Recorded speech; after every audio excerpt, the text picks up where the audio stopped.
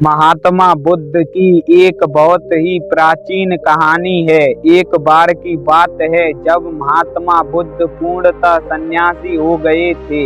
उन्होंने संसार की हर सुख सुविधा का त्याग कर दिया था और महात्मा बुद्ध की ख्याति और उनके अच्छे आचरण की चर्चा सारे संसार में प्रकाशित होने लगी थी।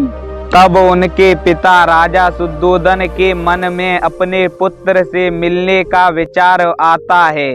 फिर राजा शुद्धोधन ने अपने पुत्र महात्मा बुद्ध को बुलाने के लिए एक के बाद एक कई सारे सैनिक भेजे, परंतु कोई भी सैनिक बुद्ध के आश्रम से वापस महल लौटकर नहीं आता। वह उनको देखकर और उनके आचरण व विचारों से प्रभावित होकर महात्मा बुद्ध के सानिध्य में चला जाता और महात्मा बुद्ध के आश्रम में ही रह जाता। वह कभी आश्रम से लौटकर महल नहीं आता। यह सिलसिला लगातार 2-3 महीने तक चलता रहा। राजा रोजाना एक सैनिक को बुद्ध को समझाकर लाने के लिए भेजते, परंतु कोई भी सैनिक महात्मा बुद्ध के आश्रम से महल नहीं लौट पाता और न ही वह कभी महात्मा बुद्ध से राजा शुद्धोधन से मिलने की बात कह पाता। तो राजा शुद्धोधन बहुत उदास हो जाते। फिर एक रात सोते सोते राजा शुद्धोधन को अपने पुराने मित्र कालूदाई की याद आती है। तो सुबह होते ही शुद्धोधन अपने बचपन के मित्र कालूदाई को बुलाकर महात्मा बुद्ध को समझाकर महल वापस लाने के लिए भेज देते हैं। तब उनका मित्र कालूदाई महाराजा शुद्धोधन को वचन देकर जाता है कि मैं महात्मा बुद्ध को पुनः महल में लाऊंगा। कालूदाई भी बुद्ध के आश्रम में जाकर सन्यासी हो जाते हैं, परंतु वे महात्मा बुद्ध को लगातार कपिलवस्तु राज्य में, जो कि शुद्धोधन का राज्य था, जाने के लिए प्रेरित करते रहते हैं। कालूदाई के लगातार 2-3 महीने प्रयास करने के पश्चात महात्मा बुद्ध कपिलवस्तु जाने के लिए तैयार हो जाते हैं। तब महात्मा बुद्ध अपने राज्य में जाते हैं। जिस राज्य का महात्मा बुद्ध ने त्याग किया था, उसी राज्य में महात्मा बुद्ध भिक्षा मांगते हैं।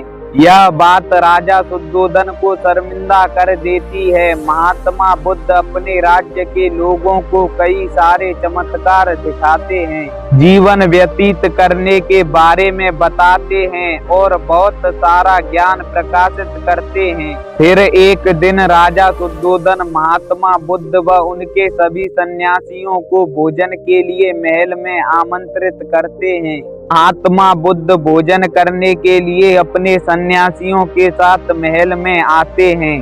तो उनके सारे सगे संबंधी महात्मा बुद्ध को देखने के लिए आते हैं, परंतु उनकी पत्नी राहुल माता उनसे मिलने नहीं आती हैं, बल्कि अपने पुत्र को साथ ले जाकर एक कमरे में बैठ जाती हैं।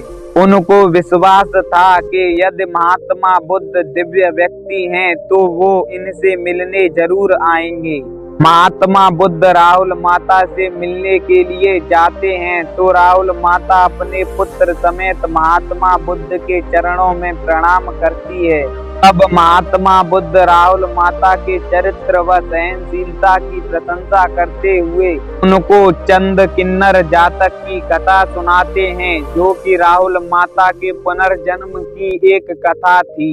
महात्मा बुद्ध कहते हैं कि हे राहुल माता, तुम एक पिछले जन्म में एक किन्नर थी। तुम्हारे पति की अकारण ही हत्या हो गई थी, परंतु तुमने अपने चरित्र की शुद्धता व सहनशीलता के कारण अपने पति को पुनः जीवित कर लिया था।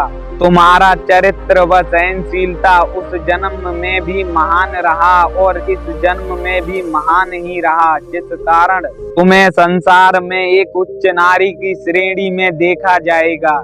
महात्मा बुद्ध चंद किन्नर जातक की कहानी सुना के महल से प्रस्थान करने लगते हैं। तब राहुल माता अपने 7 वर्षीय पुत्र राहुल को महात्मा बुद्ध के चरणों में छोड़कर कहती हैं कि जाओ अपने पिता से अपना पुत्र अधिकार मांग लो। तब महात्मा बुद्ध ने अपने पुत्र राहुल को अपने सानिध्य में ले लिया।